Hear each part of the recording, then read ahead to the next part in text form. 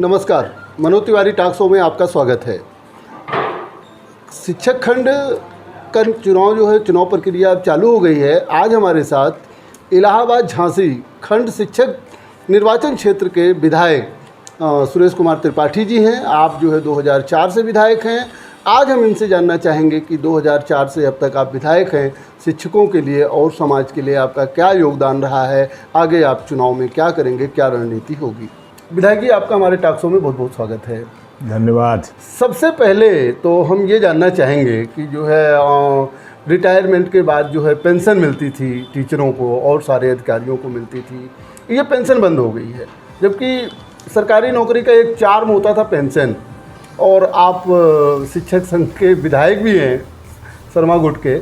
आप ये बताइए कि पेंशन बहाली के लिए हम सुना जाता है कि 2016 के बाद आपने सदन में बात उठाना चालू किया है। 2016 के पहले आपने कभी जो है पेंशन बहाली की बात नहीं उठाई थी, ऐसा क्यों? ये बात जहां आपने सुनी है वो सरासर गलत है जी। मैं प्रमाण दे सकता हूं।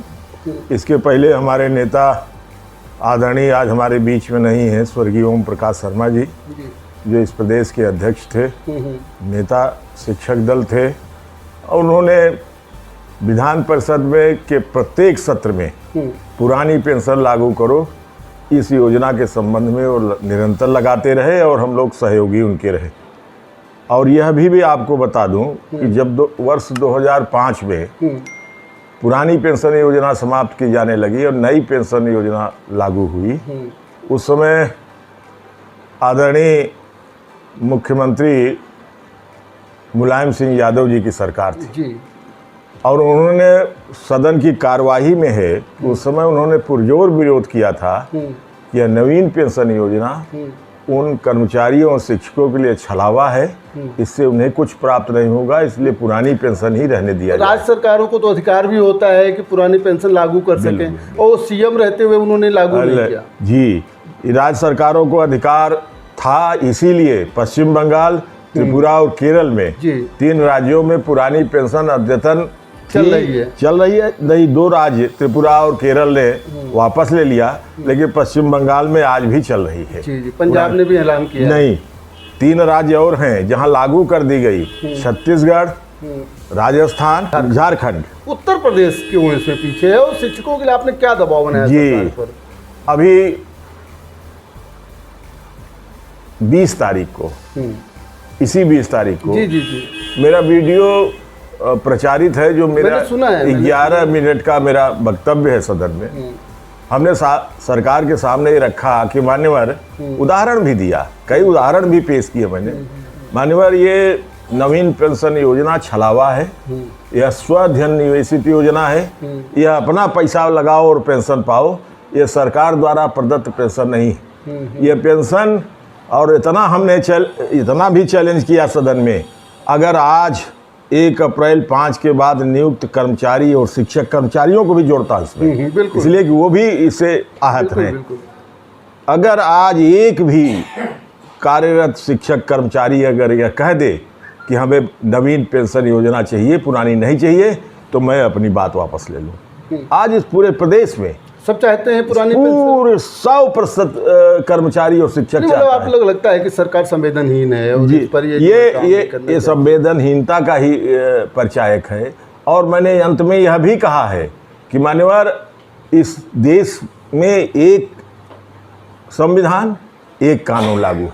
अगर देश के कई राज्य पुरानी पेंशन देना शुरू कर दिए हैं तो एक न एक दिन, आज आप नहीं दे रहे, लेकिन एक न एक दिन राज्य उत्तर प्रदेश में भी पुरानी पेंशन योजना लागू होगी। सर, आप शिक्षक नेता हैं जी। आज जो है देखा जा रहा है कि जो स्वामित्व पोषित स्कूल हैं वो शिक्षकों को रख रहे हैं, यानी वही योग्यता उन शिक्षकों की है जो सरकार से क्वालिफाइड शिक्षक आ रहे हैं, लेकिन उनको वो वेतन नहीं मिलता है। सरकार थोड़ा मोड़ा अनुदान देती है, समान काम के लिए समान वेतन क्यों ना मिले, इसके लिए सुरेश कुमार त्रिपाठी जी ने क्या प्रयास किए?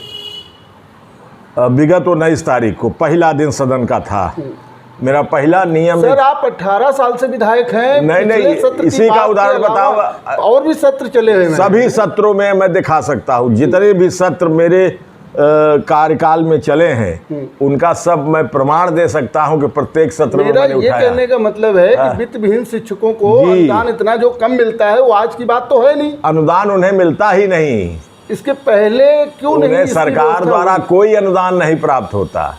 आपको अगर जानकारी ये नहीं है कि सरकार द्वारा वित्त विहीन विद्यालय में 1 पैसे का भी अनुदान नहीं दिया जाता। अखिलेश यादव ने कुछ व्यवस्था किया था। अखिलेश यादव जी ने एक व्यवस्था किया था, वो पुरस्कार स्वरूप दिया। उन्होंने लिखा कि वित्त विहीन विद्यालय में कार्यरत शिक्षक जो के लिए यह एक योजना पुरस्कार स्वरूप मैं प्रदान कर रहा हूं, भविष्य में इसका दृष्टांत न बनाया जाए। वहीं का वहीं रह गया। मेरा कहने का मतलब क्या आपने इसके लिए लड़ाई लड़ी कि हाँ उनको? मैं प्रत्येक सत्र में, आप इस सत्र की बात कर रहा था तो आपने टोका, तो मैं अब ये कहता हूँ कि प्रत्येक सत्र में ऐसा है कि मैं यहाँ बैठ के बोल रहा हूँ, आप रिकॉर्ड कर रहे हैं। बिल्कुल।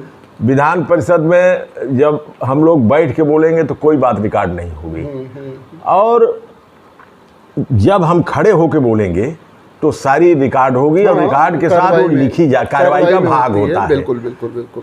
जब से मैं 2004 से जीत गया हूँ, 4 की बात नहीं करता, नवंबर में गया था, 5 से आज 2022 तक का रिकॉर्ड विधान परिषद का कोई भी व्यक्ति देख सकता है। प्रत्येक सत्र में वित्त विहीन विद्यालयों में कार्यरत शिक्षकों की सेवा शर्तें, उन्हें समान कार्य के लिए समान वेतन, और जब तक वेतन नहीं दे रहे तब तक 25,000 रुपया उन्हें मानदेय के रूप में दिया जाए। आज सबसे बड़ी कठिनाई ये है कि उनकी कोई सेवा शर्त ही नहीं है। वित्त विहीन विद्यालय में वो कार्य कर रहे हैं, कल कह दें कि आप कल से ना आइएगा, खत्म हो गई बात। जब तक उनकी सेवा शर्त नहीं निर्धारित हो जाएगी, जैसे हम लोगों की सेवा शर्त प्रबंधक लोग नहीं करते हैं। अब प्रबंधक नहीं, प्रबंधक तो भेज चुके हैं, प्रबंधक तो सारी सूचनाएं जिला विद्या निरीक्षक कार्यालय में भेज चुके हैं उनकी, लेकिन सरकार नहीं करना चाहती। सरकार इस बार जवाब दे रही थी कि 2001 में हमने एक राज्याज्ञा निकाली थी जो सेवा शर्तों सब, लेकिन हमने कहा कि मान्यवर लागू कहाँ हुई? कम से कम उनके जीवन के लिए सेवा शर्तें तो लागू हो जाए कि वो अध्यापक माने जाए। उन्हें अध्यापक माने को तैयार नहीं सरकार। सरकार का आखिर सरकार करेगी क्या?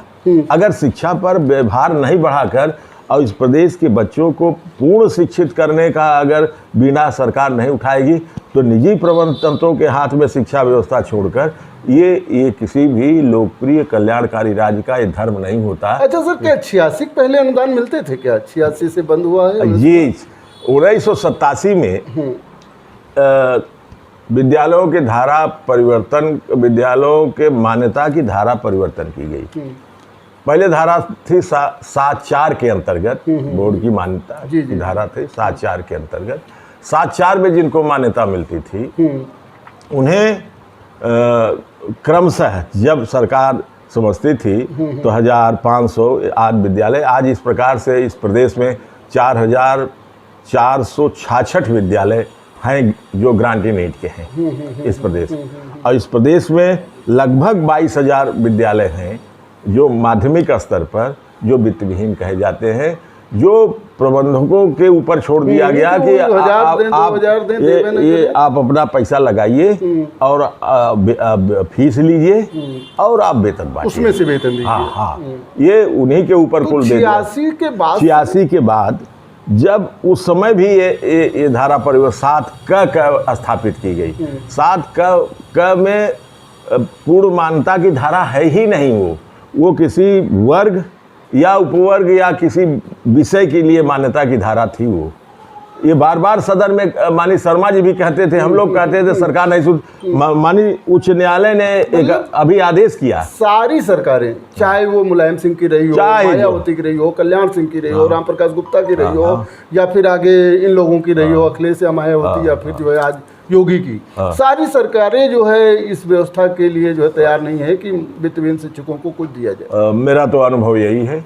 अच्छा सर, एक चीज़ बताइए कि माध्यमिक शिक्षक, इंजीनियरिंग कॉलेज, यूनिवर्सिटी, ये टीचर जो है आपको वोटिंग करते हैं, मतलब वोट देते हैं, ये बेसिक और प्राइमरी टीचरों को वोटिंग का राइट क्यों नहीं? ये संवैधानिक व्यवस्था है, संविधान में निर्धारित है कि हाई स्कूल उसके उसके ऊपर के विद्यालय, high school, inter, university, ITI, polytechnic, तो ये संविधान में चेंज होना चाहिए। टीचर ये तो संविधान का अधिकार केंद्र सरकार का है, संविधान के किसी अच्छा सर, ये सरकारी टीचर चुनाव नहीं लड़ सकते हैं? और नहीं लड़ सकते हैं, सरकारी टीचर भी इस्तीफा दे के चुनाव इस्तीफा दे के ना, कार्य करते हुए नहीं लड़ सकते। कार्य करते नहीं लड़, जो सरकारी सेवक हैं। अच्छा, सरकारी सेवक वोट दे सकता है? वो वोट देगा, और सरकारी सेवक को अधिकार नहीं है किसी निर्वाचन में। सर 2004 से सुरेश कुमार त्रिपाठी जी विधायक हैं, 2022 में भी लड़ने जा रहे हैं। इस 18 सालों में बड़ी उपलब्धि क्या रही, छोटी से बड़ी उपलब्धि क्या रही? देखिए, हम उपलब्धि तो आपको नहीं गिना सकते जी, लेकिन इतना ज़रूर कह सकते हैं, मैंने अपने इन 18 साल की अवधि में शिक्षकों का सम्मान, सुरक्षा के लिए और उन्हें प्यार और मोहब्बत से गले लगाया है।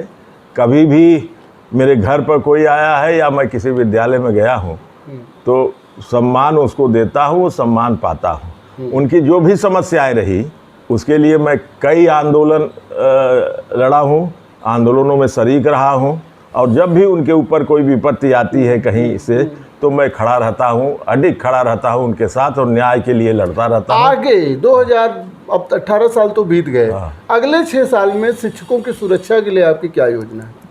ये योजनाएं हमारी बहुत हैं, लेकिन शिक्षकों के प्रति जो मैंने पहले भी कहा कि मेरे हृदय में जो सम्मान है, मैं स्वयं शिक्षक रहा, शिक्षक की पीड़ा से मैं अवगत हूँ कि मैं 1977 में जब शिक्षक बना तो हम लोगों का मूल वेतन जो हमें प्राप्त हुआ था वो 350 रुपये प्रति माह का वेतन था।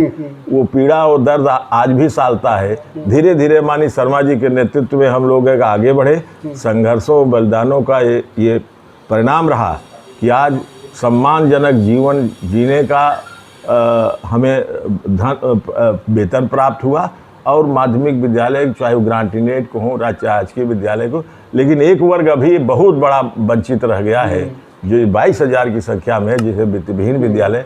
अगली योजना आपकी योजना वित्तविहीन शिक्षकों, अगली योजना मेरी यही है कि वित्तविहीन शिक्षकों को समानता के आधार पर अपने बराबर ला खड़ा करना, ये हमारा पहला लक्ष्य। ये 18 साल में नहीं हुआ, लेकिन अगले 6 साल में होगा। ये तो सरकार करेगी, लेकिन इसके लिए आंदोलन करूंगा। अच्छा, लड़ूंगा इसके लिए, पुरानी पेंशन के लिए उसी वेग और पूरे समुदाय को इकट्ठा करके। 28 में बिना कहे जो है अगला विधायक आप फिर बने। अच्छा, बहरहाल 28 बहुत दूर है। अरे 28 में मैं ये जानना चाह रहा हूँ, तो बहुत आरोप लगता है कि कई गुट बन गए। शर्मा जी का गुट अलग है, ठकुराई गुट अलग है, वेदपाल गुट अलग है, पांडे गुट अलग है, एकजुट गुट अलग है। इन सब गुटों पर आरोप लगता है कि ये सब अपनी जात के नाम का गुट बना रखे हैं, किसी पार्टी से प्रभावित हैं। आखिर माध्यमिक शिक्षक तो सब हैं, देखिए गुट की क्या जरूरत है? देखिए, मेरा जो संगठन है वो बलिदानियों का संगठन है। माननीय ओम प्रकाश शर्मा, माननीय पंचानंद राय, माननीय स्वर्गीय मानधाता सिंह आदि, और आज इस प्रदेश में लगभग 55,000 शिक्षक हैं माध्यमिक विद्यालय में। लगभग, मैंने कहा 1000 ज़्यादा भी हो सकते हैं, कम भी हो सकते हैं, रिटायर और कार्यरत दोनों मिला जी। और मेरे संगठन का एक एक पैसे का हिसाब है, सदस्यता जाती है प्रत्येक शिक्षक से। वो 135 रुपया सदस्यता देता है, 60 जिला का अंश होता है, 75 केंद्र में जमा होता है। केंद्र माने केंद्रीय कार्यालय लखनऊ में। एक एक पैसे का हिसाब है। मेरी सदस्यता इस समय 46,000 की है। अब आपसे यही जानना चाहता हूँ, 46,000 की सदस्यता वाला संगठन है कि अन्य जो लोग बनाए हैं? मूल संगठन यही है। संगठन कौन सा है मूल संगठन? अब आप स्वयं निर्णय करिए कि ठकुराई गुट कब आया? वेदपाल गुट, पांडे गुट 1956 में 30 और 31 दिसंबर को कानपुर में जो सभा हुई थी शिक्षकों की, उस दिन से इस संगठन की नींव पड़ी 1956 से। और 1972 में माननीय शर्मा जी जब इस प्रदेश के संगठन के अध्यक्ष हुए तो कुछ लोग उनको बर्दाश्त किए, कुछ लोग अलग हो गए। विचारों का अब जो रहा हो कि अध्यक्ष चुनाव लड़के आए थे, चुनाव में हारे इसलिए अलग हो गए। अच्छा, हाँ, ये नहीं, विचारों का कोई मतभेद नहीं था। चुनाव में उनको इस प्रदेश के शिक्षकों ने नहीं चुना, इसलिए वो अलग हो गए, अलग गुट बना लिया और आज लुप्त प्राय है। एक चीज बताइए कि आपके संविधान में, पहले शर्मा गुट के ही संविधान में फोरगा जोड़ के ये कहा गया कि रिटायर्ड टीचर भी चुनाव लड़ सकते, नहीं तो पहले था कार्य टीचर पूर्व से ही संवैधानिक बायलॉज में केवल संशोधन करके ये चीज क्यों लाई गई? बायलॉज में संशोधन नहीं किया गया, जिस दिन संविधान का निर्माण हुआ उसी दिन से रखा गया। अच्छा, कि रिटायर भी शिक्षक अगर वो सक्रिय है और शिक्षकों के हित के लिए लड़ने की उसकी अपनी इच्छा शक्ति है या उसके ताकत है, तो निश्चित रूप से। चलिए, एक सवाल मेरा और है, क्या शिक्षकों के लिए सामूहिक बीमा और चिकित्सा की अलग व्यवस्था की मांग ये आपकी योजना में है क्या? प्रत्येक सदन में ये, और इस सदन में भी मैंने सरकार से कहा कि मान्यवर, आज प्राथमिक शिक्षकों को दे दिया गया, राजकीय शिक्षकों को दे दिया गया, प्रत्येक कर्मचारियों को निःशुल्क चिकित्सा की सुविधा दे दी गई, लेकिन केवल सहायता प्राप्त माध्यमिक विद्यालय के शिक्षक वंचित हैं। ऐसा क्यों? जो भी काम आप लेना चाहते हैं माध्यमिक से, क्या आप मतगणना नहीं कराते हैं हमसे? क्या आप निर्वाचन में ड्यूटी नहीं कराते? सारा काम जो शासकीय है वो हमारे शिक्षक कर रहे हैं। इसके बावजूद उन्हें निश्चित, और मेरी अपनी निजी जानकारी है कि असाध्य रोग जैसे कैंसर जैसे रोग से अनेक शिक्षक काल कलवित हो गए, उनकी मृत्यु हो गई।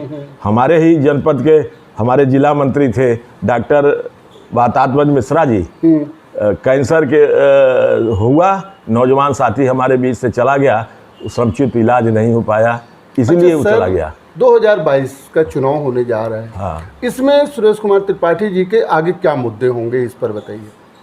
इस मुद्दे पर आप फिर जाएंगे, लोग कहेंगे नहीं 18 साल तक आप कहाँ थे? देखिए, वो हमारे शिक्षक सब जानते हैं कि कौन हमारे लिए क्या करता है, इसको बताने की मुझे आवश्यकता नहीं। वो मुद्दा आगामी, मैंने पहले भी कहा कि मेरा प्रमुख रूप से जो मुद्दा है वो है वित्तविहीन विद्यालयों में कार्यरत शिक्षकों को पूर्ण वेतन दिलाना, अपने समानता के आधार पर अपने बराबर खड़ा करना, मतलब समान कार्य के लिए समान वेतन के सिद्धांत पर लड़ाई उनकी लड़ेंगे। और दूसरी महत्वपूर्ण एडेड विद्यालयों के लिए है कि जो उनसे छीना गया है, जो उनके जीने का अधिकार छीन लिया गया, बुढ़ापे की लाठी छीन ली गई है, पेंशन, उस पुरानी पेंशन व्यवस्था को पुनः वापस कराना, ये हमारा लक्ष्य होगा। चले, उम्मीद है कि इस पर आप कामयाब होंगे। नेता, एक चीज़ और बताइए, राजनीति पार्टियों के भी शिक्षक गुट हैं, शर्मा गुट का भाजपा से या किसी पार्टी से गठबंधन होगा कि जो है सवाल अलग ही, जो है सवाल ही नहीं उठता किसी का। हम विधान परिषद में जो बैठते हैं, संयोग से मैं ही इस समय नेता शिक्षक दल हूँ। अच्छा, 8 लोगों के 8 लोगों का जो शिक्षक दल को जो मान्यता है वहाँ, हम 2 ही हैं वहाँ। अच्छा। इस समय वर्तमान में हम हैं और हमारे साथी 8 विधान परिषद सदस्य। अच्छा, वो रिटायर हो चुके होंगे। हाँ, फिर क्या प्रॉब्लम? मेरी बात सुन लीजिए, 8 विधान परिषद सीटों में अनेक राजनीतिक दल के लोग जीत के चले आए हैं। भाजपा हो गया, केवल शिक्षक दल के 2 सदस्य हैं इस समय, मैं और हमारे साथी ध्रुव कुमार त्रिपाठी जी। ये एक अफवाह उड़ी थी कि सुरेश कुमार त्रिपाठी जी बीजेपी के भी प्रत्याशी हो सकते हैं। वो अफवाह है। हाँ। मैं अपने इस संगठन का, इस प्रदेश संगठन का अध्यक्ष भी निर्वाचित हुआ हूँ अगले माह। हाँ, मालूम। मैं अपने साथियों के साथ धोखाधड़ी नहीं कर सकता। हमारे सामने लिखा जाता है शिक्षक दल पोस्ट में गैर राजनीतिक। हम गैर राजनीतिक संगठन है, हमें राजनीति से कुछ नहीं लेना है, न हमें शासन करना है और न शासक दलों के या विपक्ष में शामिल। हमारी जो भूमिका है सदन में वो शिक्षकों के सम्मान की रक्षा और उन्हें जो नहीं मिल रहा है उसको दिलाने का प्रयत्न करता रहूंगा। बताइए, आपको भी 5 करोड़ की विधायक निधि मिलती है, 40 विधानसभा इस साल हुई है, अभी 1.5 करोड़ तो आई है। 1.5-2 करोड़ होती थी, अभी मैंने सदन में कहा 40 विधानसभा होते हैं, तो ऐसा नहीं होता कि आप लोगों को अलग और ज्यादा बजट? देखिए, ज्यादा बजट के हम इसलिए न मांगने के, हमारे अध्यापक या हमसे जुड़े वित्तहीन विद्यालय के भी जो हमारे प्रबंधक हैं वो संतोषी हैं। वो जानते हैं कि विधायक जी को 10 जिले में खर्च करना है, तो वो हमसे उतना ही अपेक्षा करते हैं, इसलिए मुझे प्रॉब्लम नहीं इस बात का। करते हैं, आप माना कि आपको कमीशन नहीं लेना है जबकि और विधायक लेते हैं, मेरा कहने का मतलब और विद्यालयों को और ग्रांट आप दे सकें विधायक निधि से, इसके लिए वो सरकार ऐसा करेगी नहीं। फालतू बात कहने की क्या फायदा कि हमको ज्यादा दिया जाए। वो जो बराबरी का हिस्सा है, विधानमंडल के सदस्यों को बराबर हिस्सा मिलता है, वो बराबर हिस्सा हमें जो प्राप्त होता है वो हम जनसंख्या के देश से बड़ा और छोटा जिला देखकर उस हिसाब से वितरित करते हैं। भेज दिया जैसे हमारा झांसी जनपद है, मतलब जैसे और प्रतिनिधियों के ऊपर आरोप लगता है कमीशन का, वैसा कोई मसला है नहीं। अरे बाप जानते हैं सार्वजनिक जीवन में है धन बल और बाहुबल, क्या शिक्षक खंड के चुनाव में भी चलता है क्या? अभी तक तो नहीं रहा यहाँ बाहुबल का और धनबल का। अब आगे अगर कोई योजना किसी की हो तो मैं नहीं कह सकता। मैं तो पहला चुनाव 3 लाख में जीत के आया था, दूसरे में 5 लाख, तीसरा। अच्छा सर, आज शिक्षकों की जो है गिरती विश्व से, राजनीतिज्ञों की बात करें, शिक्षक तो हमेशा पूजनीय होता है, लेकिन कुछ ऐसे समाचार आते रहते हैं शिक्षक और शिष्य का जो है संबंध तार होता है। राजनीतिज्ञों की गिरती हुई जो है साख के पीछे आप क्या कारण मानते हैं? बहुत वरिष्ठ नेता हैं, इस पर कुछ टिप्पणी करें। देखिए, हम राजनीतिक दल के सदस्य हैं नहीं। हाँ। राजनीति मेरा पेशा नहीं है। मैं शिक्षकों का प्रतिनिधित्व करता हूं, इसलिए मैं उस पर टिप्पणी नहीं करता।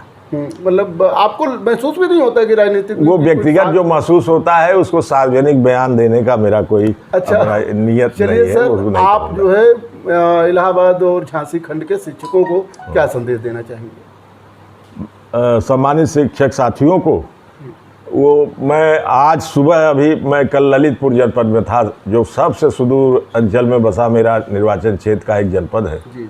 मैं उनके बीच में जाकर संदेश देता रहता हूँ।